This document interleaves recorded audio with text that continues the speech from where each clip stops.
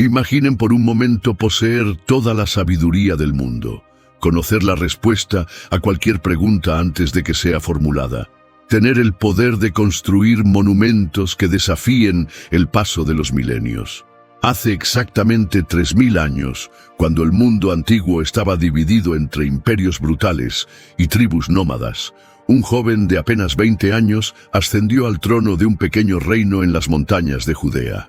Su nombre era Salomón, y lo que logró en las siguientes 4 décadas cambiaría para siempre el curso de la civilización occidental. Las reinas más poderosas del mundo antiguo viajaban miles de kilómetros a través de desiertos implacables solo para escuchar sus palabras. Los comerciantes de 3 continentes conocían sus monedas de oro. Los arquitectos de Mesopotamia estudiaban los planos de sus construcciones. Los filósofos griegos citarían sus enseñanzas siglos después de su muerte. Pero la historia de Salomón no es solo la de un rey exitoso. Es la historia de un hombre que recibió un don divino y tuvo que aprender, a veces de manera dolorosa, cómo usarlo. Para comprender verdaderamente la magnitud de lo que Salomón lograría, debemos transportarnos al mundo brutal y fragmentado del siglo XI a.C. El Medio Oriente era un tablero de ajedrez donde imperios milenarios como Egipto y Asiria disputaban el control de las rutas comerciales más valiosas del mundo conocido.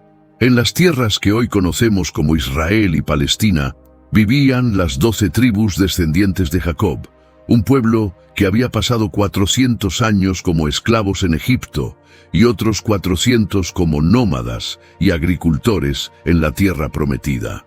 Estas tribus habían experimentado con diferentes formas de gobierno.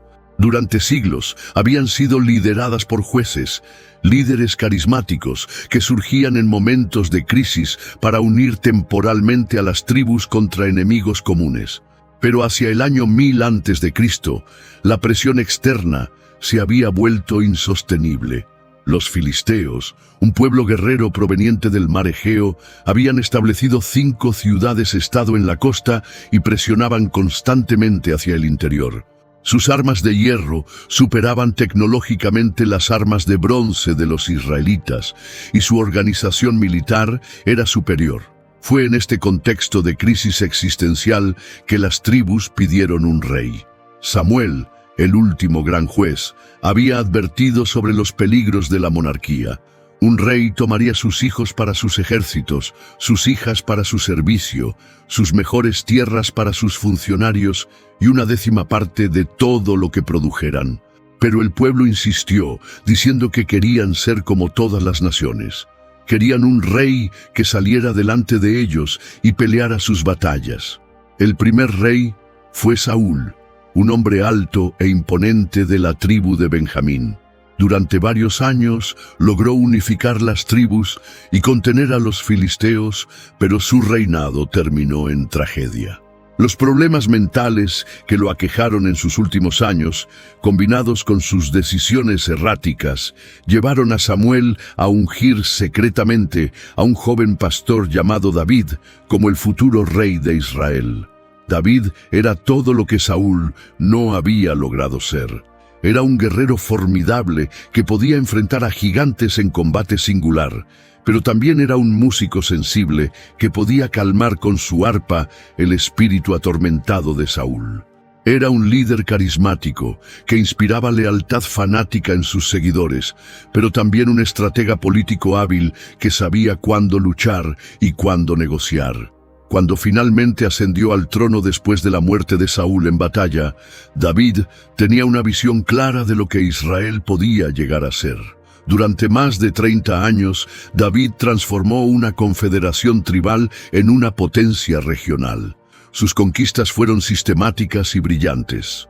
Primero aseguró las fronteras, derrotando definitivamente a los filisteos y reduciendo su amenaza a escaramuzas fronterizas. Luego expandió hacia el este, sometiendo a moabitas y amonitas.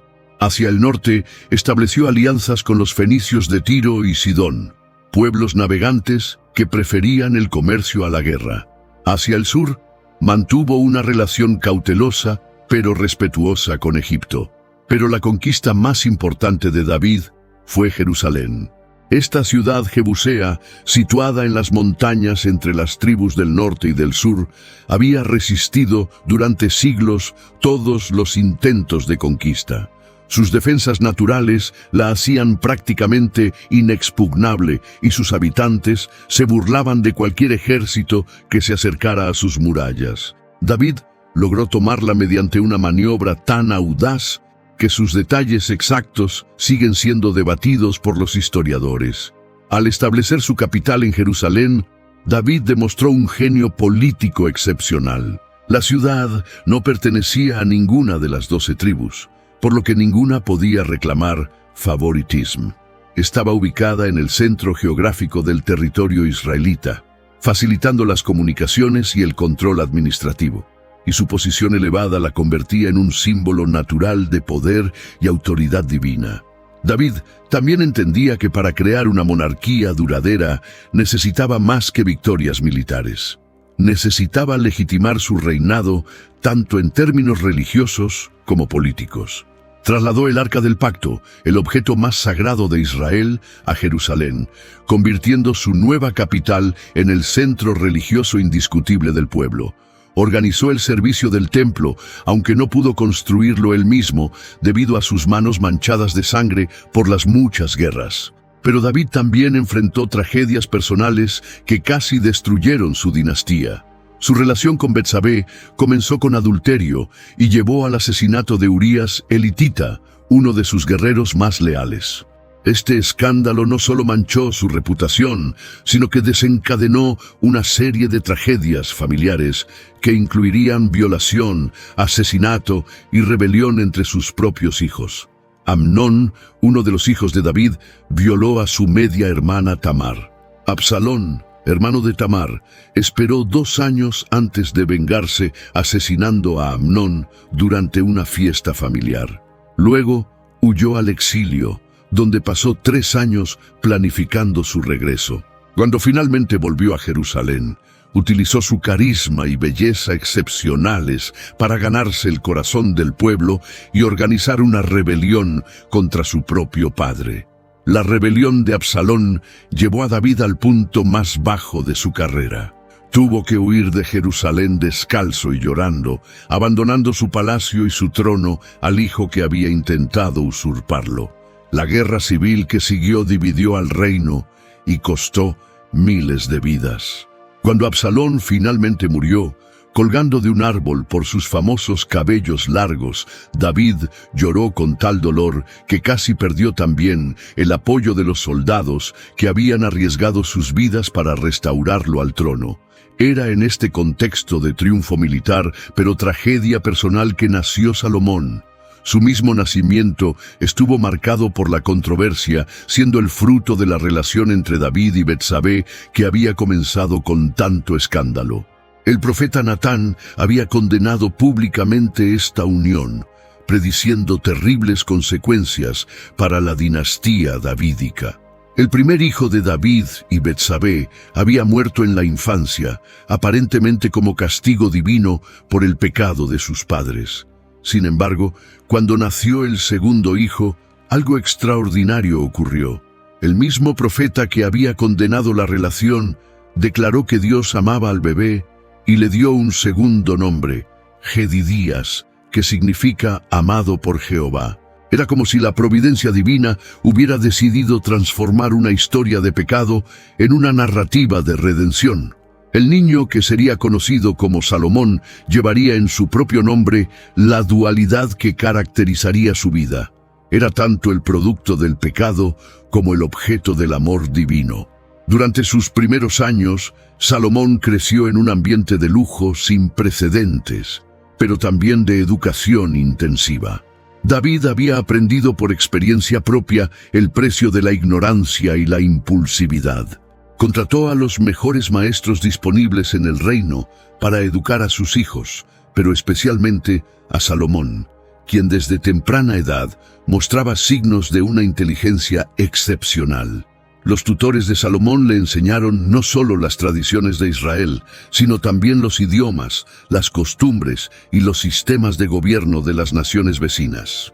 Aprendió egipcio para poder comunicarse con los diplomáticos del faraón, arameo para tratar con los comerciantes de Mesopotamia y fenicio para negociar con los navegantes de Tiro. Estudió los códigos legales de Hammurabi, las técnicas de construcción de los arquitectos egipcios y los métodos comerciales de los mercaderes internacionales. Pero la educación de Salomón no era puramente académica. David se aseguró de que también aprendiera las lecciones prácticas del liderazgo. Desde los 12 años, Salomón acompañaba a su padre en audiencias públicas, observando cómo el rey resolvía disputas y administraba justicia.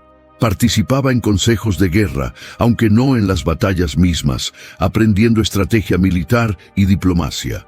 Visitaba las obras de construcción en Jerusalén, familiarizándose con las técnicas de ingeniería y administración de proyectos.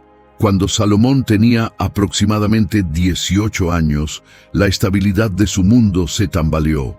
David, ahora un anciano de casi 70 años, comenzó a mostrar signos de deterioro físico evidente. Sus manos temblaban, su caminar se había vuelto inseguro, y pasaba largas horas en cama, incapaz de mantener el calor corporal a pesar de las múltiples mantas que lo cubrían. La corte comenzó a susurrar sobre la sucesión y las diversas facciones políticas empezaron a alinearse detrás de diferentes candidatos. Adonías, el cuarto hijo de David y ahora el mayor superviviente después de las muertes de Amnón y Absalón, creía firmemente que el trono le pertenecía por derecho de primogenitura. Era un hombre apuesto y carismático, muy parecido físicamente al fallecido Absalón, y había ganado el apoyo de figuras importantes como Joab, el veterano comandante del ejército, y Abiatar, uno de los sumos sacerdotes. Pero en los pasillos del palacio de Jerusalén se gestaba una alianza que cambiaría todo. Betsabé, la mujer cuya belleza había llevado a David a cometer adulterio y asesinato, se había convertido durante los años en una maestra consumada de la política palaciega. Ya no era la joven ingenua que se bañaba en su azotea sin saber que el rey la observaba. Ahora era una mujer madura, inteligente y ambiciosa, que entendía perfectamente las dinámicas del poder y estaba determinada a asegurar el futuro de su hijo. Betsabé había cultivado cuidadosamente una alianza con el profeta Natán, el mismo hombre que había condenado su relación inicial con David, pero que ahora creía que Salomón era la elección divina para suceder al trono. También había ganado el apoyo de Benaías, el comandante de la Guardia Real, un soldado leal que valoraba la competencia por encima de la tradición. Estos tres conspiradores sabían que David había prometido privadamente que Salomón sería su sucesor, pero necesitaban que esa promesa se hiciera pública antes de que fuera demasiado tarde. La crisis comenzó una mañana cuando los espías de Betsabé le informaron que Adonías había decidido actuar. Convencido de que David estaba demasiado débil para intervenir, había organizado una gran celebración en Enrogel, una fuente situada al sur de Jerusalén, donde había invitado a todos los hijos de David, excepto a Salomón, y a todos los funcionarios de Judá, excepto a los más leales al rey moribundo. La intención era clara. Se estaba coronando a sí mismo como rey en una ceremonia que, una vez completada, sería muy difícil de revertir. La noticia llegó a Betsabé como un rayo en el desierto. Su vida y la de su hijo estaban en peligro inmediato, porque en el mundo antiguo, el primer acto de un nuevo rey era tradicionalmente eliminar a todos los posibles rivales al trono. Con la habilidad de una diplomática experimentada, forjada por años de navegar las traicioneras aguas de la política palaciega, se dirigió inmediatamente a las habitaciones privadas de David. Lo que ocurrió en esa habitación real cambió el curso de la historia. Betsabé encontró a David en su cama, cubierto con mantas, pero aún temblando de frío, atendido por Abisac la sunamita, una joven hermosa que había sido traída para proporcionarle calor corporal en sus últimos días. Con lágrimas en los ojos, pero voz firme, Betsabé le recordó al rey una promesa que había hecho años atrás, que Salomón sería su sucesor y se sentaría en su trono después de él. David, que había estado en un estado de letargo durante días, pareció despertar súbitamente al escuchar las palabras de Betsabé. Sus ojos, que habían estado vidriosos y distantes, recuperaron algo de su antigua intensidad. Pero antes de que pudiera responder, el profeta Natán llegó a la habitación, como si hubiera estado esperando esta oportunidad. Con la autoridad que le daba su posición como portavoz de Dios, confirmó el relato de Betsabé y urgió al rey moribundo a actuar inmediatamente. Natán pintó un cuadro devastador de lo que estaba ocurriendo en En-Rogel. Adonías no solo se estaba coronando a sí mismo, sino que estaba distribuyendo posiciones de poder entre sus seguidores y planeando la ejecución inmediata de todos los que consideraba una amenaza. Salomón encabezaba esa lista, seguido por el propio Natán y por Benaías. Si David no actuaba en las próximas horas, su dinastía y la vida de sus partidarios más leales llegarían a un final sangriento. David, reuniendo las últimas fuerzas de su voluntad legendaria, se incorporó en su cama y habló con una voz que, aunque débil físicamente, aún llevaba toda la autoridad de décadas de liderazgo incuestionable. Llamó a Benaías y al sacerdote Sadoc y les ordenó que llevaran inmediatamente a Salomón a Gihón, la fuente situada al oeste de Jerusalén, donde debía ser ungido como rey. Era una carrera contra el tiempo donde el destino de un imperio se decidía por horas, no por días. La elección de Gihón no fue accidental. Esta fuente había sido el lugar donde David había establecido su primer campamento cuando conquistó Jerusalén décadas atrás. Era un lugar cargado de simbolismo dinástico, y su ubicación al oeste contrastaba deliberadamente con En-Rogel al sur, donde Adonías realizaba su ceremonia rival. David estaba estableciendo dos centros de poder competidores, pero el suyo tenía la ventaja crucial de la legitimidad real. Benaías organizó rápidamente una procesión que incluía a los cereteos y peleteos, las tropas de élite extranjeras que servían como guardia personal del rey y que permanecían leales a David por encima de cualquier consideración tribal. Salomón fue montado en la mula personal de David, otro símbolo poderoso que indicaba la transferencia de autoridad real. La mula era el animal de montar tradicional de los reyes israelitas, más digno que un asno, pero menos agresivo que un caballo de guerra. La coronación de Salomón en las aguas de Gihón fue un espectáculo que quedó grabado en la memoria colectiva de Israel. El sacerdote Sadoc tomó el cuerno de aceite que se guardaba en el tabernáculo y derramó el óleo sagrado sobre la cabeza del joven príncipe, mientras el pueblo que se había reunido rápidamente gritaba «¡Viva el rey Salomón!» con tal fuerza que, según las escrituras, la tierra tembló bajo sus pies.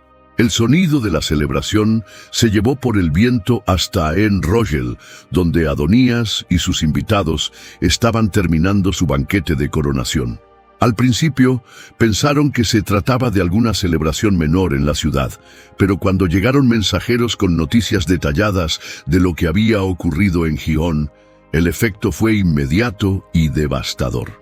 Los invitados, que momentos antes habían estado celebrando la supuesta coronación de Adonías, comenzaron a dispersarse como hojas en el viento.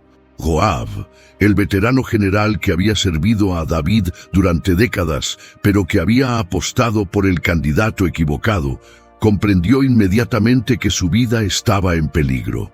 Abiatar, el sacerdote que había apoyado a Adonías, también entendió que había elegido el lado perdedor en una lucha donde no había lugar para la clemencia. Los funcionarios menores que habían asistido al banquete huyeron hacia sus hogares, esperando que su presencia en la celebración rival fuera interpretada como una asistencia social involuntaria más que como una declaración política.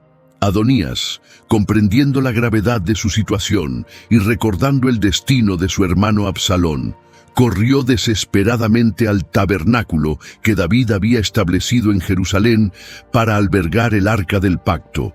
Allí se aferró a los cuernos del altar de bronce invocando el derecho ancestral de asilo que protegía a quienes buscaban refugio en un lugar sagrado.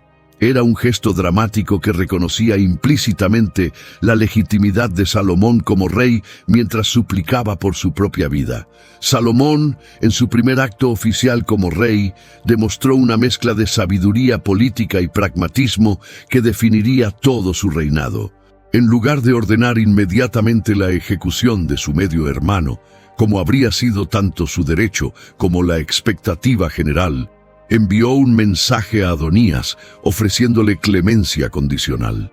Si demostraba ser un hombre honorable, no perdería ni un cabello de su cabeza, pero si se encontraba maldad en él, moriría. Esta decisión reveló varias características importantes del carácter de Salomón que se manifestarían repetidamente a lo largo de su reinado. Primero, prefería resolver conflictos a través de la negociación y la intimidación psicológica antes que recurrir a la violencia directa. Segundo, entendía el valor de la clemencia como herramienta política, sabiendo que un perdón bien otorgado podía generar más lealtad que una ejecución. Tercero, era lo suficientemente pragmático como para dejar las puertas abiertas para acciones futuras si las circunstancias cambiaban. Los primeros meses del reinado de Salomón revelaron una mente política excepcional, escondida detrás de su juventud aparente. A diferencia de muchos jóvenes gobernantes que se dejan llevar por la inexperiencia o que sobrecompensan su juventud con displays excesivos de dureza, Salomón entendía intuitivamente que su edad era tanto una ventaja como una vulnerabilidad. Necesitaba demostrar fuerza sin parecer cruel, sabiduría sin parecer arrogante y autoridad sin parecer tiránico. Su primera prueba real llegó apenas unos meses después de su coronación, cuando Adonías cometió el error que sellaría su destino.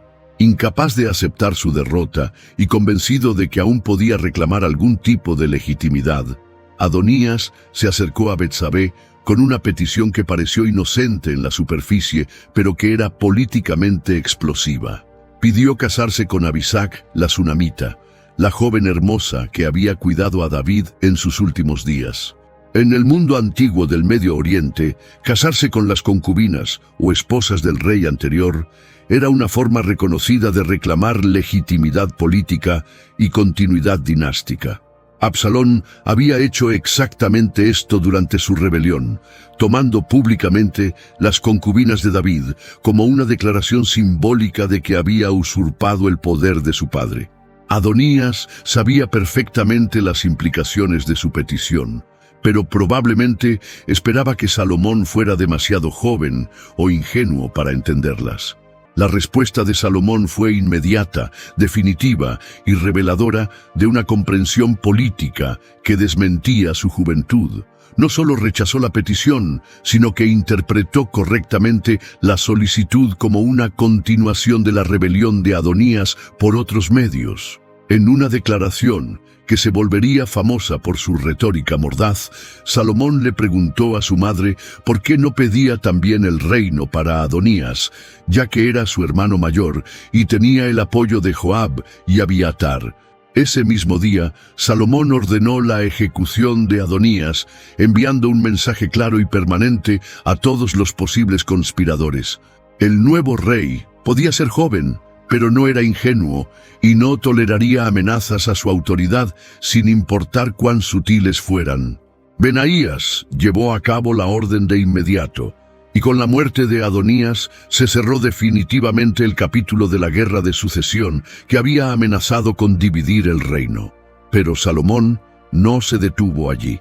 Entendiendo que una conspiración parcialmente desmantelada era más peligrosa que una conspiración intacta, procedió sistemáticamente a eliminar o neutralizar a todos los partidarios principales de Adonías. Joab, el veterano general que había servido a David durante más de 30 años, pero que había elegido el bando equivocado en la crisis de sucesión, también fue ejecutado cuando intentó buscar refugio en el tabernáculo, igual que había hecho Adonías. La ejecución de Joab fue particularmente significativa porque demostró que Salomón, estaba dispuesto a romper con las lealtades del pasado cuando la estabilidad de su reino lo requería.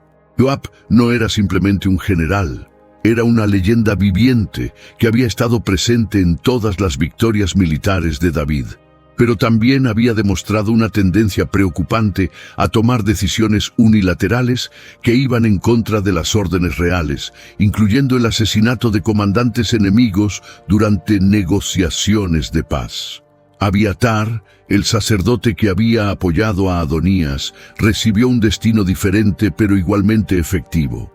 En lugar de ejecutarlo, Salomón lo exilió a sus propiedades familiares en Anatot, removiéndolo efectivamente del servicio del templo y de cualquier influencia política futura. Esta decisión mostró otra faceta del carácter de Salomón, su capacidad para calibrar el castigo según la amenaza real que representaba cada individuo. Con la oposición interna eliminada o neutralizada, Salomón pudo finalmente enfocarse en consolidar y organizar su reino. Pero había un evento que estaba destinado a definir no solo su reinado, sino su lugar en la historia de la humanidad. Era un encuentro que trascendería lo político y lo militar, adentrándose en el reino de lo divino y lo sobrenatural. Aproximadamente un año después de su coronación, Salomón decidió hacer una peregrinación a Gabaón, una ciudad antigua ubicada a unos 10 kilómetros al noroeste de Jerusalén.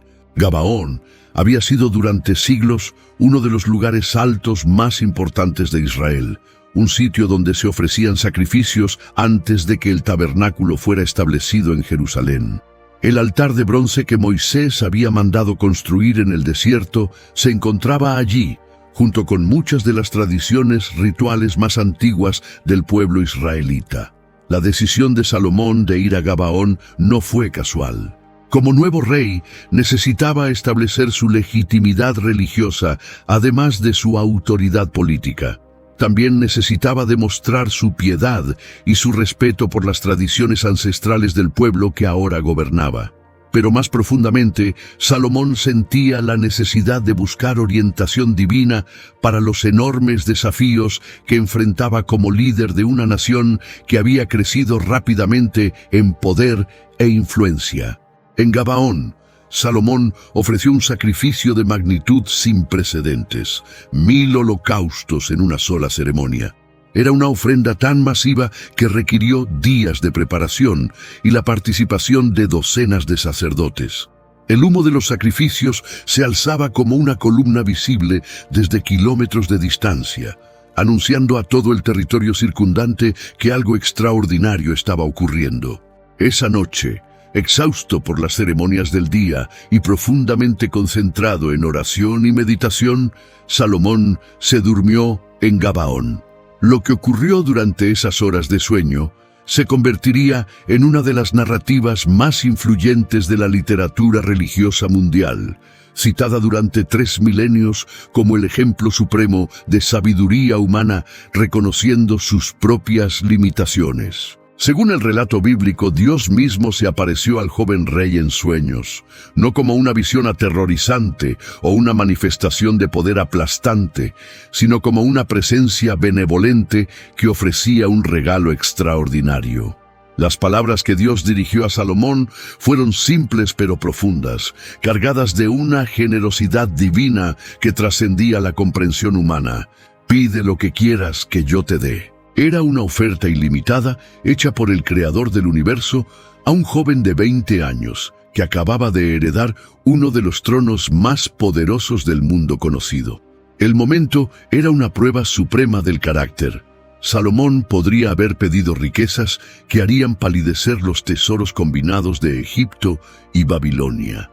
Podría haber solicitado un ejército invencible que conquistara desde la India hasta España. Podría haber demandado una vida tan larga que le permitiera ver el ascenso y caída de múltiples imperios. Podría haber pedido la destrucción de todos sus enemigos o el poder de gobernar sobre todas las naciones de la tierra. En cambio, la respuesta de Salomón reveló una madurez espiritual que sorprendió incluso a Dios. Reconociendo primero su propia juventud e inexperiencia, El rey declaró: «Yo soy joven, y no sé cómo entrar ni salir, y tu siervo está en medio de tu pueblo al cual tú escogiste, un pueblo grande, que no se puede contar ni numerar por su multitud». Luego hizo su petición: «Da, pues, a tu siervo corazón entendido, para juzgar a tu pueblo, y para discernir entre lo bueno y lo malo, porque ¿quién podrá gobernar este tu pueblo tan grande?». Esta petición reveló múltiples aspectos extraordinarios del carácter de Salomón. Primero, demostró humildad genuina al reconocer sus limitaciones en lugar de presumir de sus capacidades. Segundo, mostró un sentido de responsabilidad que iba más allá del poder personal, viendo su posición como una administración fiduciaria del pueblo de Dios.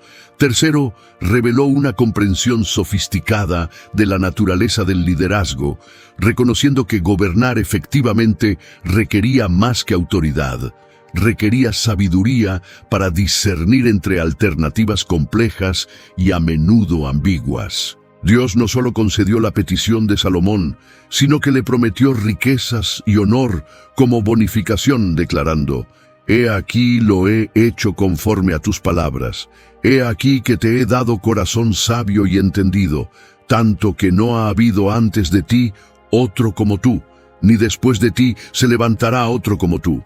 Y aún también te he dado las cosas que no pediste, riquezas y gloria, de tal manera que entre los reyes ninguno haya como tú en todos tus días». Cuando Salomón despertó de este sueño, supo inmediatamente que había experimentado algo más profundo que una simple fantasía nocturna. La claridad mental que sintió, la sensación de comprensión expandida, la capacidad súbita de ver patrones y conexiones que antes habían estado ocultos, todo esto le confirmó que había recibido realmente un don divino. Regresó inmediatamente a Jerusalén, donde ofreció más sacrificios e hizo un gran banquete para todos sus siervos, compartiendo su experiencia con los líderes del reino. La verdadera prueba de esta sabiduría divina no tardaría en llegar. Apenas unas semanas después del sueño de Gabaón, dos mujeres se presentaron ante el trono de Salomón con un caso que pondría a prueba no solo su nueva sabiduría, sino toda su credibilidad como líder capaz de administrar justicia efectiva. Ambas eran prostitutas que vivían en la misma casa y habían dado a luz con apenas unos días de diferencia. Sus condiciones sociales las colocaban en los márgenes de la sociedad israelita, personas que normalmente tendrían poco acceso a la justicia real. Durante la noche, una de ellas había aplastado accidentalmente a su bebé mientras dormía. Según una de las mujeres, la otra había descubierto la tragedia antes del amanecer y, desesperada por la pérdida, había intercambiado silenciosamente los bebés, tomando el vivo y dejándole el muerto. Cuando la verdadera madre del bebé vivo despertó y encontró el niño muerto en su cama, inmediatamente se dio cuenta de que no era su hijo, pero la otra mujer insistía en que el bebé vivo le pertenecía. Era un caso aparentemente imposible de resolver con los métodos legales disponibles en la época. No había testigos de los eventos nocturnos, no existía evidencia física que pudiera determinar la maternidad, y ambas mujeres juraban solemnemente ser la madre del niño vivo. Los sistemas legales del mundo antiguo simplemente no tenían herramientas para resolver tales disputas, y los jueces más experimentados del reino habrían declarado el caso irresoluble, posiblemente dividiendo el bebé entre las dos mujeres de alguna manera simbólica. Pero Salomón vio lo que otros no podían ver. En lugar de enfocarse en los hechos disputados del pasado, dirigió su atención hacia las emociones presentes y hacia lo que cada mujer estaba dispuesta a aceptar en el futuro. Su solución fue tan brillante como aparentemente cruel. Ordenó traer una espada y dividir al niño vivo en dos partes, dando la mitad a cada mujer. Así, declaró el rey, ninguna de las dos lo tendrá completo, pero ambas tendrán una parte igual. La reacción fue inmediata y completamente reveladora. Una de las mujeres aceptó la propuesta sin vacilar, diciendo: «Ni para mí ni para ti, que lo partan». Su lógica era superficialmente razonable. Si no podía tener el bebé completo, al menos la otra tampoco lo tendría. Pero la segunda mujer reaccionó con horror visceral, gritando: «¡Oh, Señor mío! Dad a esta el niño vivo, y no lo matéis». Su amor maternal instintivo le impedía aceptar cualquier daño al bebé, incluso si eso significaba renunciar a él completamente. Salomón inmediatamente entregó el bebé a la segunda mujer, declarando: «Dad a esta el niño vivo, y no lo matéis. Esta es su madre». La sabiduría de la decisión era evidente para todos los presentes. Una madre verdadera nunca permitiría que su hijo fuera dañado, sin importar el costo personal. La disposición de la segunda mujer a renunciar al bebé para salvarlo revelaba un amor auténtico que la primera mujer, en su desesperación y celos, no podía imitar convincentemente. La noticia de este juicio se extendió por todo Israel como un incendio en hierba seca. En cuestión de días, todo el reino había escuchado la historia del joven rey que podía discernir la verdad donde otros solo veían confusión. La reputación de Salomón como un juez infalible cuya sabiduría trascendía lo humano quedó establecida de manera permanente. Pero más importante aún, la historia demostró que la sabiduría de Salomón no era simplemente académica o intelectual. Era profundamente práctica y empáticamente humana. Con el paso de los años, la sabiduría de Salomón se manifestó en áreas cada vez más diversas del conocimiento humano. Se convirtió en un erudito universal cuyo aprendizaje abarcaba desde la botánica hasta la zoología, desde la arquitectura hasta la música, desde la diplomacia hasta la filosofía. Las escrituras registran que compuso 3000 proverbios y 1005 cánticos, creando un cuerpo literario que influyó en el pensamiento humano durante milenios. Sus proverbios no eran simplemente dichos ingeniosos, sino observaciones profundas sobre la naturaleza humana y principios prácticos para vivir sabiamente. Cubrían temas que iban desde la crianza de los hijos hasta la administración de negocios, desde las relaciones matrimoniales hasta la política internacional. El principio de la sabiduría es el temor de Jehová, escribió, estableciendo un fundamento espiritual para todo conocimiento verdadero. La respuesta blanda quita la ira, mas la palabra áspera hace subir el furor, observó, demostrando su comprensión de la psicología de las relaciones humanas. Su conocimiento de la historia natural era legendario en todo el mundo antiguo. Podía disertar sobre los árboles, desde el cedro del Líbano hasta el hisopo que nace en la pared, y conocía las características de las bestias, las aves, los reptiles y los peces. No era simplemente un catálogo memorizado, sino una comprensión sistemática de las relaciones y patrones en el mundo natural que se adelantaba por siglos a su tiempo. Los eruditos y sabios de todas las naciones vecinas viajaban a Jerusalén específicamente para conversar con Salomón y poner a prueba su conocimiento. Los embajadores llegaban no solo con asuntos diplomáticos tradicionales, sino con preguntas filosóficas y científicas que habían desconcertado a los pensadores de sus propios países. La corte de Salomón se había convertido en la primera universidad del mundo antiguo, un centro internacional de aprendizaje que atraía a las mentes más brillantes de África, Asia y Europa. Pero toda esta sabiduría y conocimiento tendrían su expresión máxima en un proyecto que superaría todo lo que el mundo había visto hasta entonces. David había reunido materiales durante décadas, acumulando vastas cantidades de oro, plata, bronce, hierro, madera y piedras preciosas. Había establecido alianzas con los reinos vecinos y había pacificado las fronteras para crear las condiciones estables necesarias para un proyecto de construcción masivo. Pero la visión actual del templo, su diseño específico y su realización práctica sería enteramente obra de Salomón. El templo que Salomón planeaba construir no sería simplemente un edificio religioso más grande o más hermoso que otros, Sería una declaración arquitectónica y teológica que anunciaría al mundo entero que el Dios de Israel había elegido Jerusalén como su morada terrenal permanente. Sería el punto focal hacia el cual todos los judíos del mundo dirigirían sus oraciones, el centro ceremonial de un sistema religioso que influiría en la historia espiritual de la humanidad durante milenios.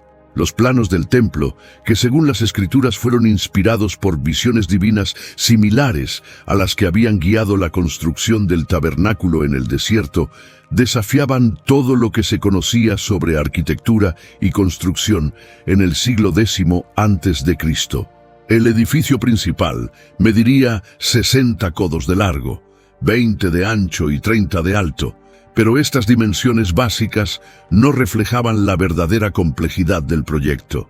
El diseño incorporaba múltiples niveles de acceso que representaban simbólicamente el acercamiento gradual de lo humano a lo divino.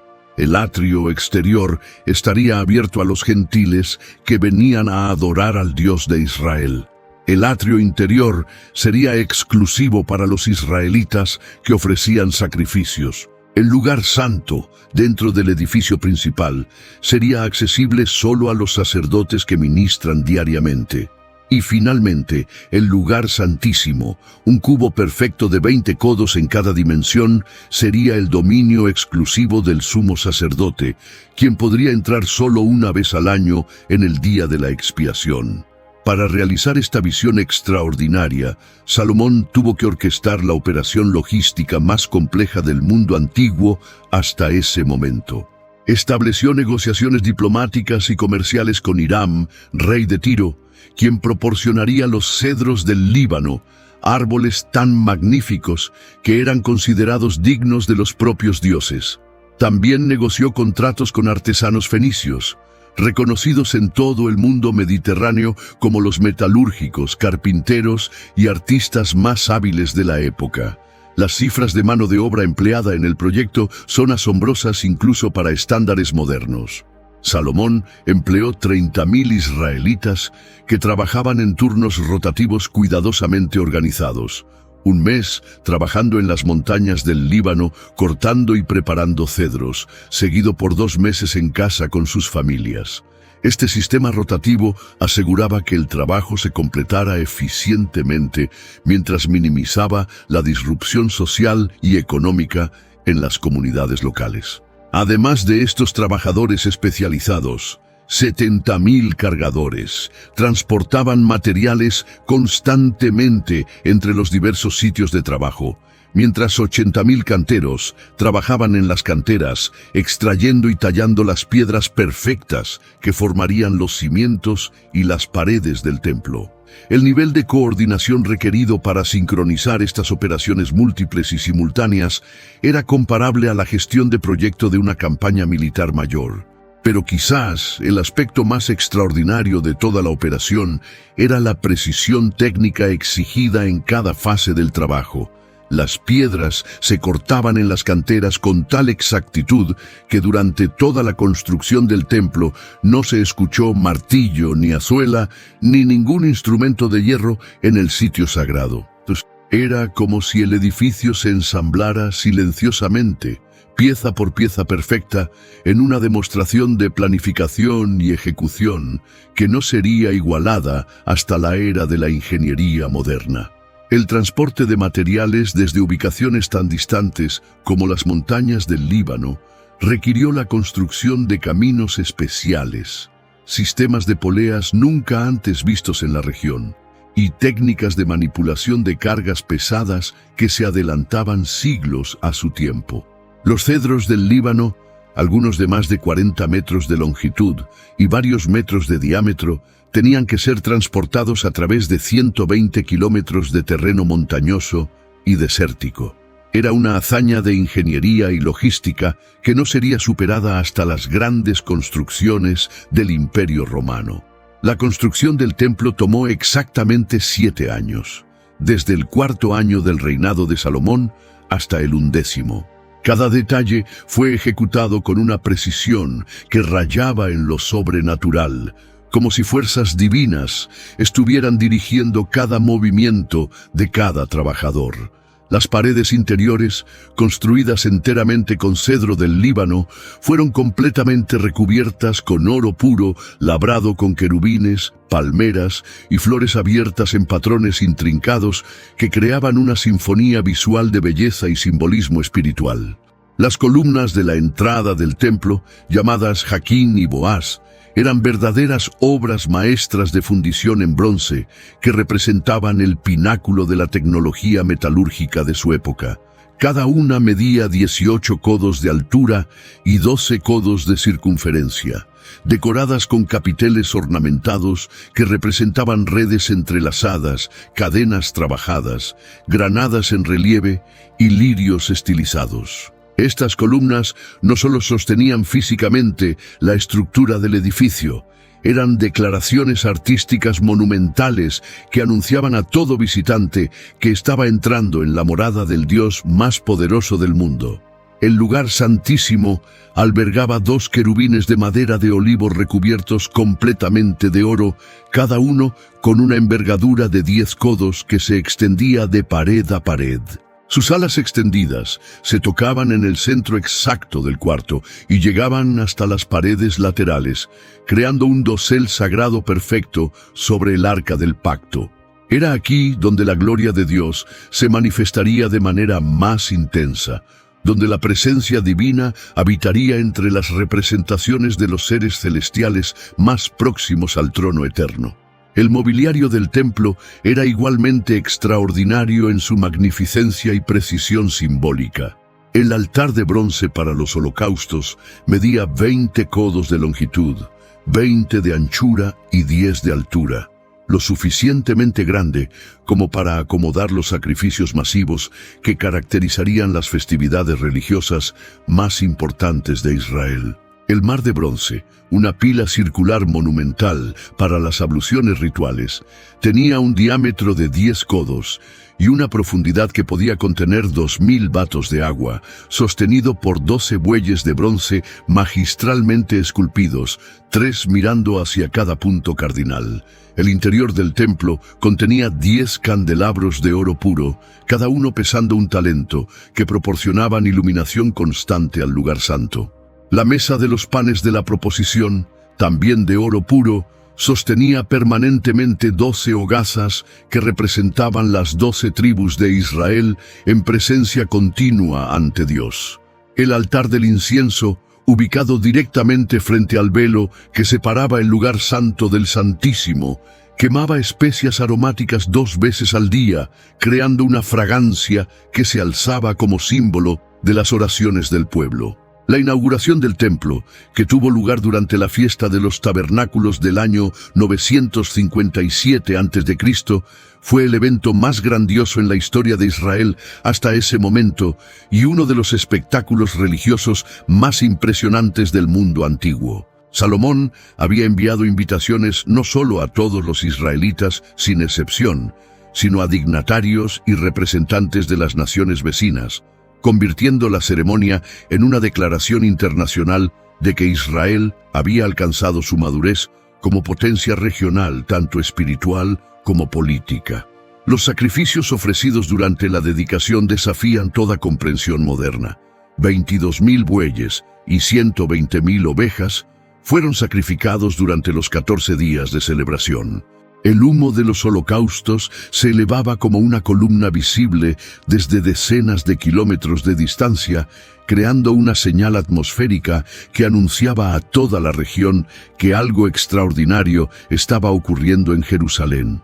El aroma de la carne quemada, mezclado con el incienso y las especias, creaba una experiencia sensorial que los participantes recordarían durante toda su vida. La ofrenda era tan masiva que requirió consagrar todo el atrio central del templo como área de sacrificio, porque el altar de bronce, a pesar de sus dimensiones monumentales, era completamente insuficiente para contener todos los holocaustos, ofrendas de paz y oblaciones que se presentaron durante la ceremonia. Era una demostración de abundancia y devoción que establecía un estándar para la adoración que influiría en las prácticas religiosas durante siglos.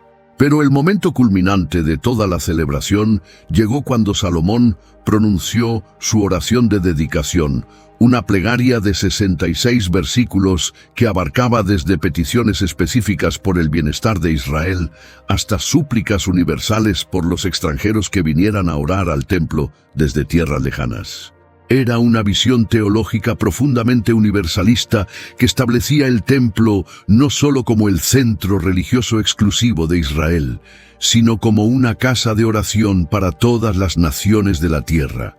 En su oración, Salomón reconoció paradójicamente que ni el cielo de los cielos podía contener a Dios, mucho menos el templo que habían construido con manos humanas. Sin embargo, pidió que Dios considerara el templo como el lugar específico hacia el cual dirigiría su atención cuando su pueblo orara, donde escucharía las súplicas de los justos y donde respondería las peticiones de quienes buscaran su perdón y orientación.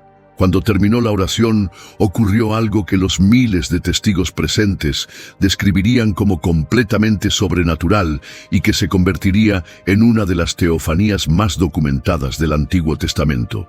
La gloria de Dios llenó el templo de tal manera que los sacerdotes no pudieron permanecer en pie para continuar ministrando.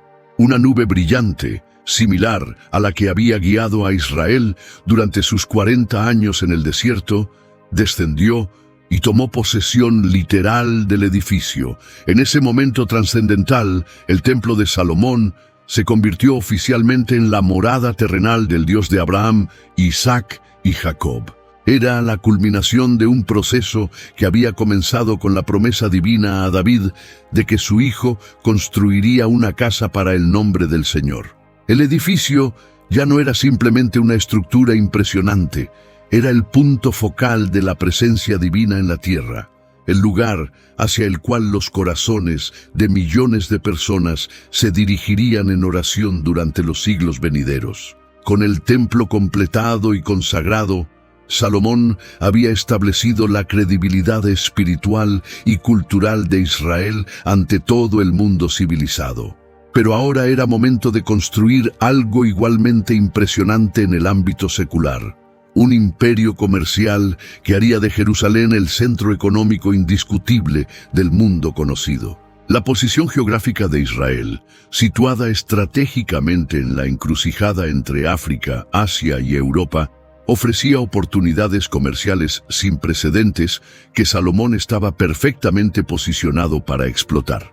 Salomón revolucionó completamente el concepto del comercio internacional en su época. En lugar de simplemente cobrar impuestos y tributos a las caravanas que pasaban por su territorio, como habían hecho tradicionalmente los reinos del Medio Oriente, estableció una red sofisticada de alianzas comerciales que convertían a Israel en socio activo y beneficiario principal de los intercambios más lucrativos del mundo antiguo. Sus agentes comerciales y representantes diplomáticos operaban permanentemente desde los puertos de la India hasta las minas de España, desde las rutas de caravanas de Etiopía hasta las ciudades comerciales del Mar Negro. Jerusalén se había convertido en el centro de un imperio comercial que rivalizaba en alcance, aunque no en población, con los grandes imperios de Egipto y Mesopotamia. La flota comercial de Salomón, construida en asociación estratégica con los maestros navegantes fenicios de Tiro y Sidón, partía cada 3 años en expediciones épicas hacia Ofir, una región misteriosa que los estudiosos modernos ubican en algún lugar entre la costa occidental de la India, la península arábiga y la costa oriental de África. Estas expediciones regresaban invariablemente cargadas con tesoros que incluían oro en cantidades fabulosas, plata refinada, marfil tallado, monos exóticos, pavos reales ornamentales y maderas preciosas completamente desconocidas en el Mediterráneo. Pero quizás la innovación más brillante de todo el sistema comercial de Salomón fue el establecimiento de ciudades de almacenamiento estratégicamente ubicadas a lo largo de las rutas comerciales más importantes del mundo antiguo. Estas ciudades no servían simplemente como depósitos pasivos de mercancías, sino como centros activos de intercambio donde los comerciantes internacionales podían intercambiar productos, obtener crédito financiero, planificar expediciones más largas y establecer las conexiones comerciales que harían posibles los intercambios transcontinentales. Para administrar eficientemente este vasto imperio comercial, Salomón desarrolló el sistema administrativo más sofisticado y organizado de su época. Dividió Israel en 12 distritos administrativos cuidadosamente planificados, cada uno responsable de proveer completamente para la corte real durante un mes específico del año. Esta rotación meticulosa garantizaba que ninguna región individual fuera sobrecargada económicamente y que los recursos fluyeran constantemente hacia Jerusalén sin crear resentimiento regional. Las provisiones diarias requeridas para mantener la corte de Salomón proporcionan una perspectiva fascinante sobre la escala monumental de su imperio.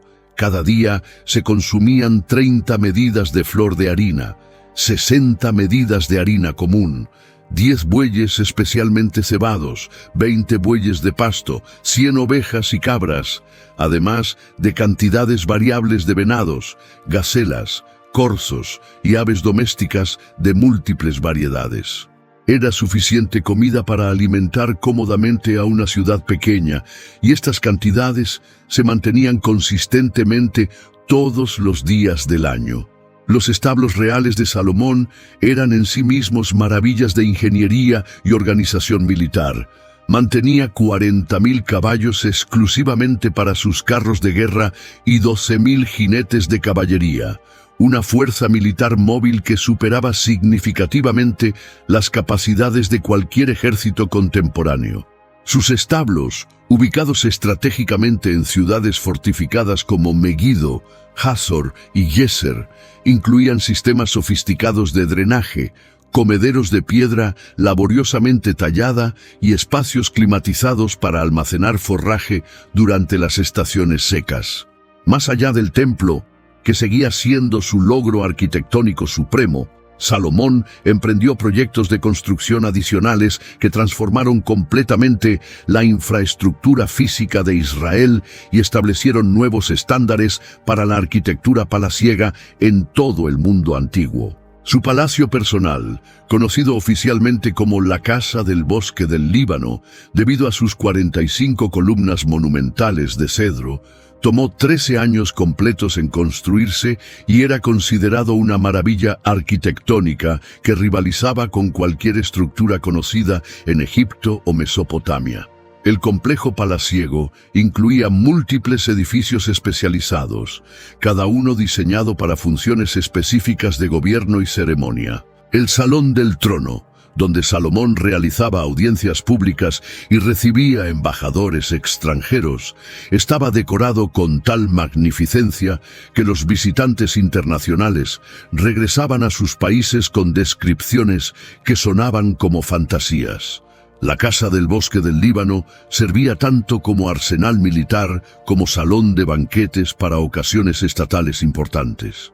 El pórtico de columnas funcionaba como área de recepción para ceremonias oficiales, mientras que el pórtico del juicio era donde se administraba justicia en casos que requerían la atención personal del rey. El trono mismo de Salomón, descrito en las Escrituras como una obra maestra sin paralelo en todo el mundo conocido, estaba construido de marfil auténtico y completamente recubierto de oro puro refinado. Tenía 6 escalones, cada uno flanqueado por leones de oro en posiciones majestuosas, con 2 leones adicionales de tamaño natural junto a los brazos del trono. La craftsmanship era tan extraordinaria y el efecto visual tan impresionante que las Escrituras declaran categóricamente que no había trono semejante en reino alguno de la tierra. La diplomacia de Salomón era tan sofisticada e innovadora como su administración interna. En lugar de confiar únicamente en la fuerza militar para mantener las relaciones internacionales, como había sido tradicional entre los reyes del Medio Oriente, construyó una red compleja de alianzas basadas en beneficios económicos mutuos y matrimonios estratégicos cuidadosamente planificados. Su esposa principal era una princesa egipcia, hija del mismísimo faraón, un matrimonio que establecía paridad diplomática sin precedentes entre Israel y la potencia más antigua y respetada del mundo civilizado. Sus alianzas matrimoniales se extendían sistemáticamente a través de todo el mundo conocido. Esposas moabitas, amonitas, edomitas y sidonias aseguraban la estabilidad en todas las fronteras terrestres de Israel. Esposas de Tiro y Sidón fortalecían las alianzas comerciales marítimas que eran fundamentales para las expediciones a Ofir y otros destinos comerciales lejanos. Cada matrimonio representaba no solo un tratado de paz, sino una apertura de mercados, una garantía de rutas comerciales seguras y una red de información diplomática que mantenía a Salomón informado sobre desarrollos políticos en todo el mundo mediterráneo. El oro llegaba en cantidades industriales desde las minas de Ofir, mientras que la plata fluía constantemente desde las distantes minas de Tarsis, probablemente ubicadas en la península ibérica. Las especias más exóticas y valiosas del mundo llegaban desde Arabia y las rutas comerciales del Océano Índico. Los mejores caballos del mundo antiguo eran importados desde Cilicia, mientras que el marfil más fino llegaba desde las profundidades de África ecuatorial. Jerusalén se había transformado completamente en el gran bazar cosmopolita del mundo antiguo, un lugar único donde un comerciante emprendedor podía encontrar productos auténticos de 3 continentes diferentes bajo un mismo mercado techado. La riqueza que se acumuló durante estos años dorados de expansión comercial superaba los tesoros combinados de cualquier potencia contemporánea, convirtiendo a Israel en la nación más próspera del mundo conocido. Pero de todas las visitas diplomáticas que recibió Salomón durante estos años de gloria internacional, una se destacaría permanentemente por encima de todas las demás, convirtiéndose en una de las historias más románticas, misteriosas e influyentes de toda la literatura mundial. Una reina poderosa del sur estaba a punto de emprender el viaje más significativo de su vida para poner a prueba personalmente la legendaria sabiduría del rey de Israel. En algún lugar de las regiones meridionales, en un reino fabulosamente próspero que controlaba las rutas más lucrativas de especias e incienso entre Arabia y el Cuerno de África, gobernaba una soberana cuyo nombre personal se ha perdido en las brumas de la historia, pero cuya historia ha perdurado intacta durante 3 milenios completos. Los textos bíblicos la identifican simplemente como la reina de Saba, pero las tradiciones etíopes la conocen como Maqueda, mientras que las fuentes árabes la llaman Bilquis. Su reino, ubicado muy probablemente en la actual Yemen o en las tierras altas de Etiopía, era extraordinariamente rico debido al control monopolístico del comercio internacional de especias, oro refinado, piedras preciosas e incienso aromático. Pero esta soberana no era simplemente una comerciante afortunada que había heredado una posición geográfica ventajosa. Era una gobernante genuinamente culta y sofisticada que había convertido conscientemente su corte en un centro reconocido de aprendizaje que rivalizaba académicamente con los mejores centros intelectuales del mundo antiguo.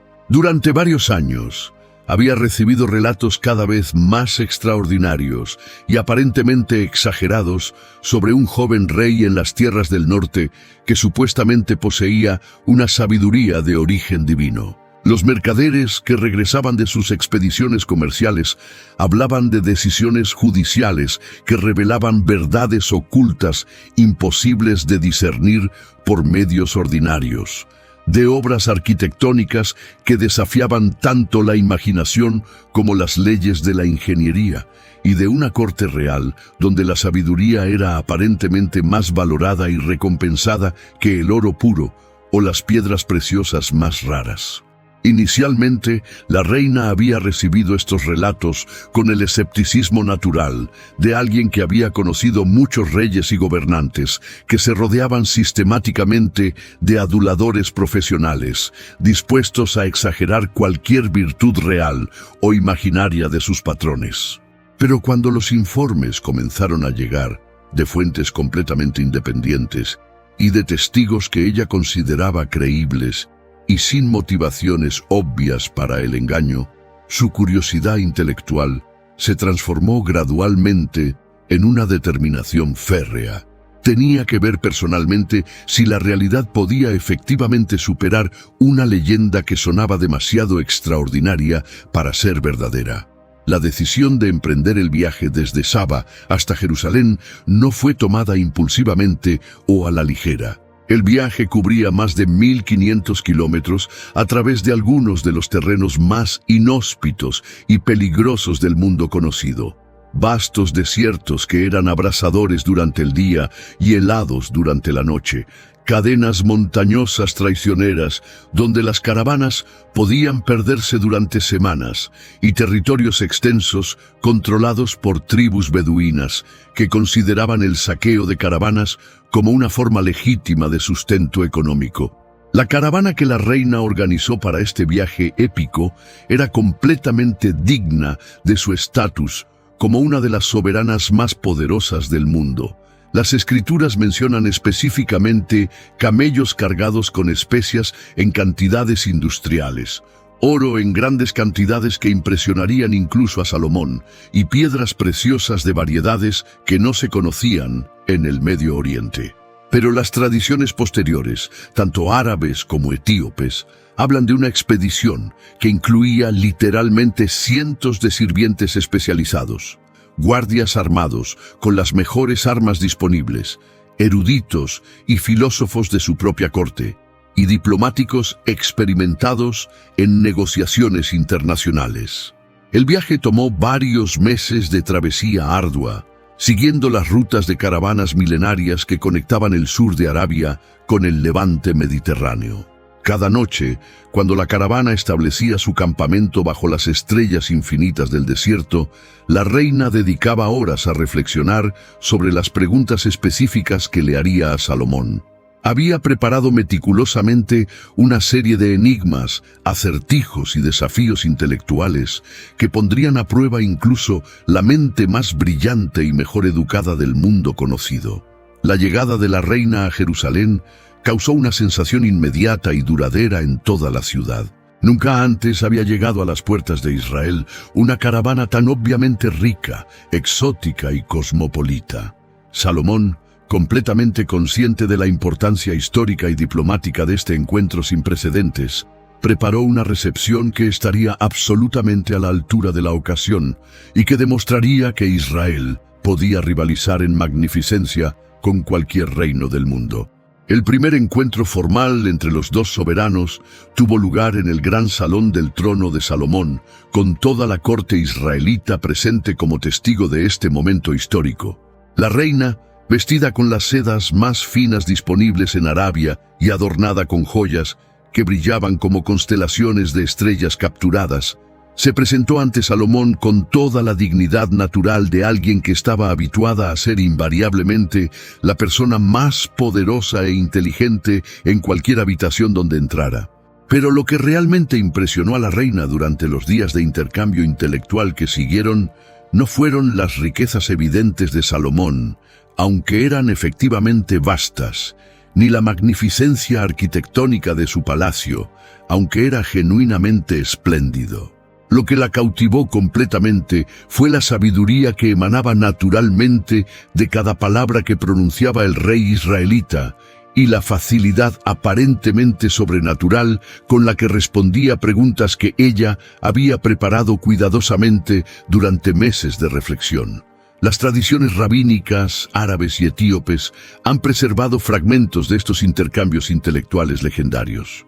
Según estas fuentes diversas pero consistentes, la reina interrogó a Salomón sobre la naturaleza fundamental del tiempo y la eternidad, sobre los métodos para distinguir entre lo verdadero y lo falso en situaciones ambiguas, sobre los secretos de la construcción arquitectónica que permitían edificios que duraran milenios, y sobre los misterios más profundos del corazón humano y las motivaciones que impulsan las decisiones humanas. Salomón no solo respondió satisfactoriamente cada pregunta que le planteó, sino que lo hizo de maneras que revelaban capas adicionales de significado y implicación que la reina no había considerado inicialmente.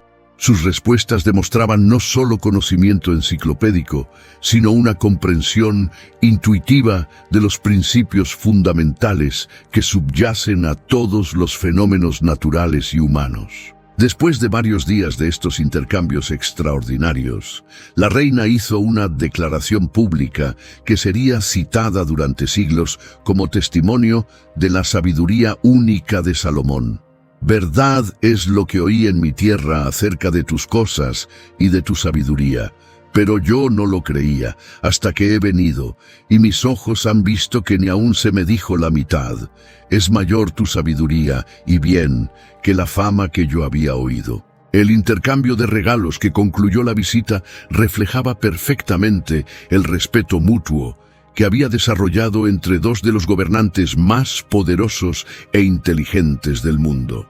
La reina entregó a Salomón 120 talentos de oro puro, una cantidad tan inmensa que representaba varios años de ingresos para la mayoría de los reinos contemporáneos, junto con especias en cantidades sin precedentes y piedras preciosas de variedades que no existían en ninguna otra colección real conocida. Salomón, por su parte, demostró una generosidad que superó incluso las expectativas elevadas de la reina, dándole literalmente todo lo que ella deseó y pidió, además de los regalos reales habituales que ya eran extraordinariamente valiosos. Era una demostración de riqueza y generosidad que establecía claramente que Israel había alcanzado paridad económica con cualquier potencia mundial. Pero más allá de los regalos materiales, por impresionantes que fueran, este encuentro histórico estableció algo mucho más valioso y duradero: una alianza comercial y diplomática sólida que beneficiaría económicamente a ambos reinos durante generaciones posteriores. Las rutas comerciales entre Saba e Israel se fortalecieron permanentemente, creando un flujo constante de riqueza, conocimiento tecnológico e intercambio cultural entre dos extremos geográficos del mundo conocido. La historia de la reina de Saba y su encuentro con Salomón se convertiría inevitablemente en una de las narrativas más romanizadas y reinterpretadas de toda la literatura mundial. Las tradiciones etíopes desarrollaron elaboradas genealogías que afirmaban que la reina tuvo un hijo con Salomón, estableciendo una dinastía salomónica que habría gobernado Etiopía durante más de 2000 años. Las tradiciones árabes incorporaron la historia en sus ciclos épicos más preciados, embelleciendo los detalles con elementos fantásticos y sobrenaturales. Para judíos y cristianos de todas las épocas, la visita representa el reconocimiento universal de la sabiduría divina manifestada a través de Salomón. Pero incluso en el apogeo absoluto de su fama internacional y su prosperidad económica sin precedentes, las semillas de problemas futuros ya estaban germinando silenciosamente dentro del reino de Salomón. Las decisiones políticas y económicas que había tomado para financiar su magnificencia arquitectónica y mantener su estilo de vida imperial estaban creando tensiones sociales profundas que eventualmente amenazarían la unidad fundamental de Israel y destruirían la obra de David y Salomón en una sola generación. Las políticas internas de Salomón, aunque efectivas para crear prosperidad nacional y proyectar poder internacional, habían impuesto cargas significativas sobre la población ordinaria de Israel. Los trabajos forzados requerían que decenas de miles de israelitas trabajaran en proyectos de construcción real durante meses de cada año, tiempo que no podían dedicar a sus propias granjas, negocios familiares o comunidades locales. Los impuestos necesarios para mantener la corte real, financiar las construcciones monumentales y sostener el ejército permanente habían alcanzado niveles que muchos consideraban opresivos. Las quejas llegaban especialmente de las tribus del norte, que recordaban con nostalgia creciente los días relativamente simples, cuando cada hombre se sentaba bajo su vid y bajo su higuera sin obligaciones hacia un rey distante y sin la carga de impuestos que parecían beneficiar principalmente a Jerusalén y a la tribu de Judá. El resentimiento regional que había estado latente durante los años de prosperidad comenzó a manifestarse en forma de críticas abiertas y resistencia pasiva a las políticas reales. Una de las prácticas más controvertidas y culturalmente problemáticas de Salomón era su política sistemática de alianzas matrimoniales. Con 700 esposas oficiales con estatus de princesas y 300 concubinas, había establecido vínculos familiares directos con prácticamente todos los reinos y pueblos importantes del mundo conocido. Era diplomacia personal llevada a un extremo que no tenía precedentes en la historia. Cada matrimonio representaba efectivamente un tratado internacional, una garantía de paz, una apertura de mercados comerciales específicos y acceso a información política privilegiada. Pero estas uniones trajeron consecuencias culturales y religiosas completamente imprevistas que socavarían gradualmente los fundamentos espirituales del reino. Cada esposa extranjera llegaba naturalmente con sus propias tradiciones religiosas, sus propios dioses, sus propios rituales y sus propias expectativas de que su religión ancestral sería respetada y acomodada en su nuevo hogar. Salomón, en un esfuerzo comprensible por mantener la armonía doméstica y preservar sus alianzas diplomáticas cruciales, permitió la construcción de altares, santuarios y lugares altos dedicados a dioses extranjeros en las colinas que rodeaban Jerusalén. Era una política de tolerancia religiosa que podría haber sido vista como sabiduría cosmopolita en el mundo moderno, pero que era percibida por muchos israelitas tradicionalistas como una traición fundamental a los principios que habían hecho único y especial a su pueblo entre todas las naciones. El rey que había construido el templo más magnífico de la historia para Jehová, ahora permitía y financiaba activamente el culto paralelo a Quemos de Moab, Moloc de Amón, Astarte de Sidón y docenas de otras deidades que las leyes de Moisés habían prohibido específicamente. Este sincretismo religioso creciente creaba una confusión teológica que debilitaba la identidad nacional distintiva de Israel. Las tensiones acumuladas durante décadas comenzaron finalmente a manifestarse en forma de oposición política organizada durante los últimos años del reinado de Salomón. Adversarios externos como Hadad el edomita, que había sido refugiado en Egipto durante las conquistas de David, y Rezón de Damasco, que había establecido un reino rival en Siria, aprovecharon las distracciones internas de Israel para causar problemas crecientes en las fronteras que habían estado pacificadas durante décadas. Pero mucho más preocupante era la emergencia de oposición interna liderada por figuras que habían sido parte integral del propio sistema de Salomón. Jeroboam, hijo de Nabat, era uno de los funcionarios más capaces y confiables del rey, específicamente encargado de supervisar los trabajos forzados de las tribus de José en el norte. Su eficiencia administrativa lo había hecho notar favorablemente por Salomón, pero también lo había puesto en contacto diario directo con el descontento popular creciente. El momento decisivo llegó cuando el profeta Ahías de Silo se acercó a Jeroboam con una profecía dramática que cambiaría el curso de la historia israelita.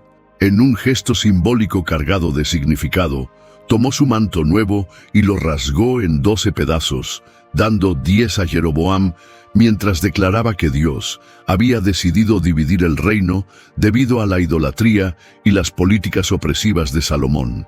Solo las tribus de Judá y Benjamín permanecerían leales a la casa de David.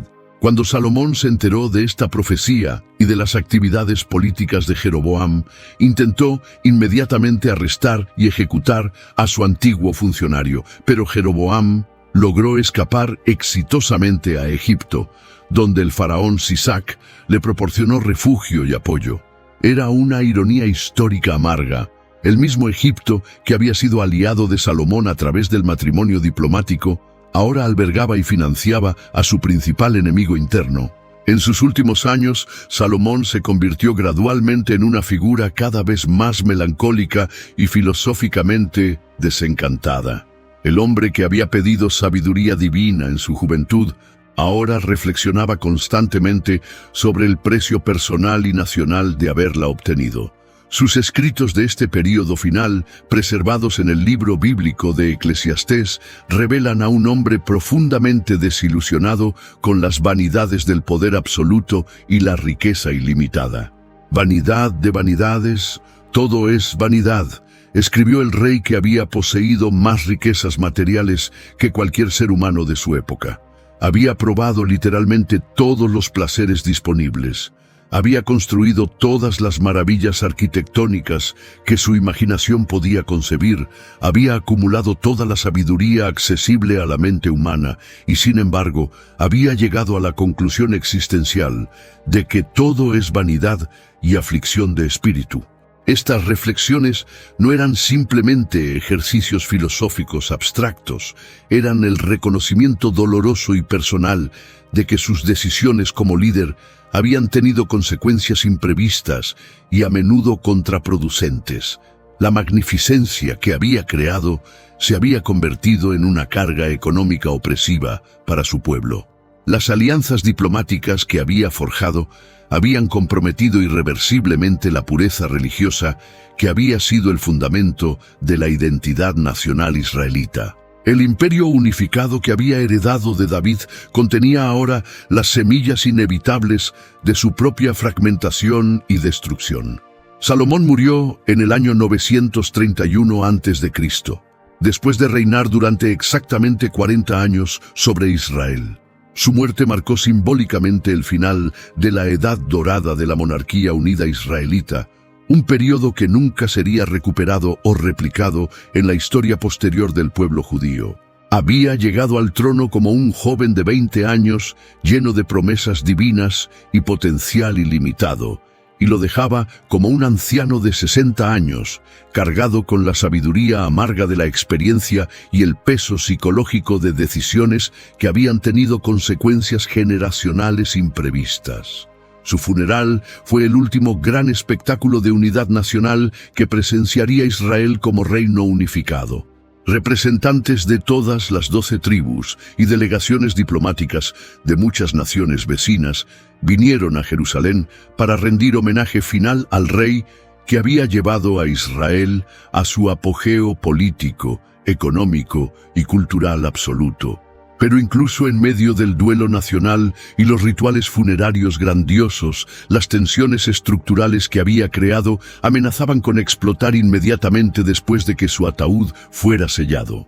Su hijo Roboam asumió el trono automáticamente por derecho hereditario, pero inmediatamente enfrentó demandas unificadas de las tribus del norte para reducir significativamente la carga de impuestos y trabajos forzados que habían soportado durante décadas. La respuesta de Roboam fue desastrosamente arrogante y políticamente suicida. «Mi padre os cargó con yugo pesado, mas yo añadiré a vuestro yugo. Mi padre os castigó con azotes, y yo os castigaré con escorpiones». Esta declaración precipitó exactamente la división que las profecías habían anunciado años antes. Las 10 tribus del norte se rebelaron inmediatamente, proclamando a Jeroboam como su rey y estableciendo un reino rival con capital en Samaria.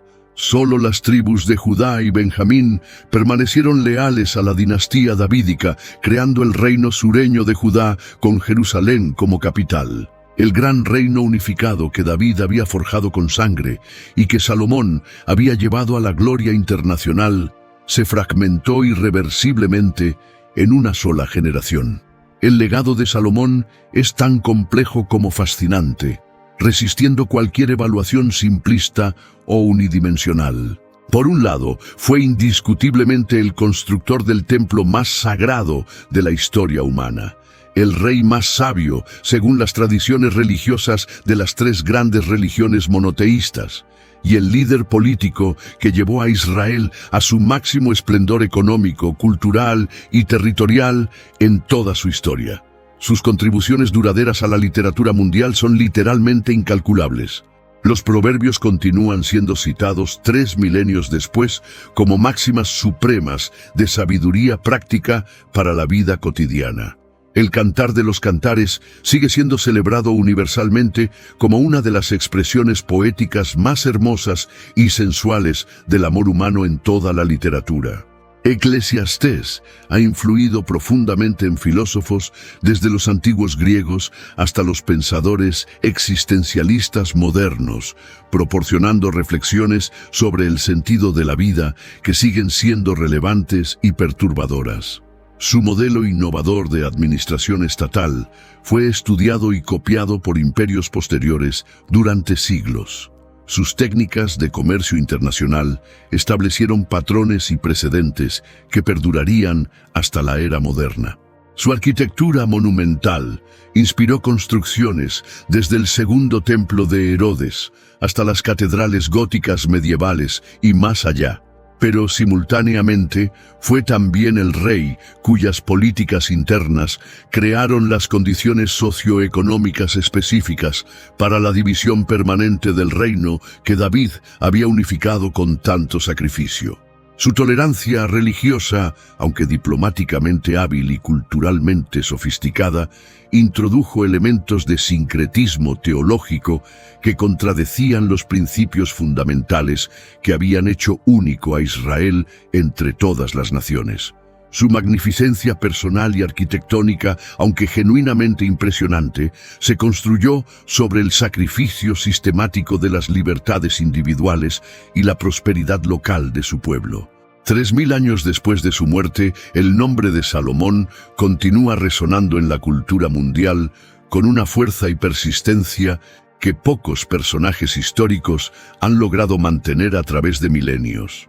Para los judíos contemporáneos, permanece como el constructor del primer templo y el autor de gran parte de su literatura sapiencial más preciada. Para los cristianos de todas las denominaciones, es un precursor profético de Cristo, cuya sabiduría terrena prefiguraba la sabiduría divina superior que vendría. Para los musulmanes, es Sulaimán, uno de los profetas más importantes del Islam, dotado de poderes sobrenaturales y sabiduría que incluía la capacidad de comunicarse con animales y controlar a los genios. Su historia personal nos enseña lecciones que siguen siendo dramáticamente relevantes en el mundo político y empresarial moderno. Nos muestra que incluso la sabiduría más extraordinaria y divina debe equilibrarse cuidadosamente con la justicia social, la responsabilidad fiscal y la fidelidad inquebrantable a los principios fundamentales que definen la identidad de una comunidad. Nos recuerda que las decisiones de los líderes tienen consecuencias que se extienden exponencialmente mucho más allá de sus propias vidas y que afectan a generaciones futuras de maneras que a menudo son imposibles de prever completamente. Pero quizás la lección más profunda y universalmente aplicable de la vida extraordinaria de Salomón es que la grandeza humana auténtica es siempre paradójica y multidimensional. El mismo hombre que construyó el templo más magnífico de la historia también sembró inadvertidamente las semillas de su destrucción futura.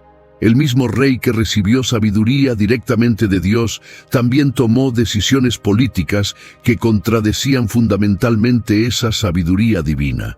La misma mente brillante que compuso los proverbios más hermosos y duraderos de la literatura también llegó a la conclusión melancólica de que todo es vanidad. La vida del rey Salomón nos recuerda permanentemente que la verdadera sabiduría no consiste en evitar completamente los errores humanos, lo cual es imposible, sino en aprender humildemente de ellos y transmitir esas lecciones costosas a las generaciones futuras. Que la verdadera grandeza no se mide exclusivamente por lo que construimos o acumulamos durante nuestras vidas, sino por los principios que preservamos y los valores que transmitimos. Y que el legado más duradero y significativo no son los edificios físicos de piedra y oro, por magníficos que sean, sino las ideas, principios y sabiduría que influyen en las mentes y corazones de personas que nunca conocimos personalmente. En el monte del templo en Jerusalén, donde una vez se alzó la maravilla arquitectónica de Salomón en toda su gloria dorada, los arqueólogos modernos siguen excavando metódicamente, buscando rastros físicos tangibles de su grandeza histórica. Pero el verdadero templo de Salomón no se encuentra en las piedras antiguas, enterradas bajo siglos de destrucción y reconstrucción. Existe permanentemente en las mentes y corazones de todos aquellos que 3 milenios después de su muerte siguen buscando sabiduría auténtica, justicia social equilibrada y la armonía difícil pero esencial entre el poder político y la responsabilidad moral. Si este viaje épico de más de 40 minutos a través de la vida completa del rey Salomón te ha inspirado a reflexionar profundamente sobre la naturaleza compleja del liderazgo, el precio personal de la sabiduría y las consecuencias generacionales de las decisiones que tomamos hoy, no olvides darle like a este video y suscribirte a nuestro canal para más documentales extensos que exploran las vidas extraordinarias que han moldeado permanentemente nuestra civilización. En los comentarios, nos encantaría conocer tu perspectiva personal. ¿Crees que Salomón fue fundamentalmente más un héroe inspirador o un personaje trágico cautionary? ¿Qué lecciones específicas de su vida consideras más relevantes y aplicables para los líderes políticos y empresariales de nuestro tiempo? ¿Y cómo crees que la historia lo evaluará y recordará cuando hayan pasado otros 3000 años? En nuestro próximo episodio de esta serie, exploraremos la vida igualmente compleja y fascinante de otro líder histórico que enfrentó el dilema eterno entre el poder absoluto y la responsabilidad moral universal. Hasta entonces, que la sabiduría multifacética de Salomón nos inspire a buscar no solo el éxito personal y profesional, sino la grandeza auténtica que se mide por el impacto positivo duradero que dejamos en las vidas de otros y en el mundo que heredarán las generaciones futuras.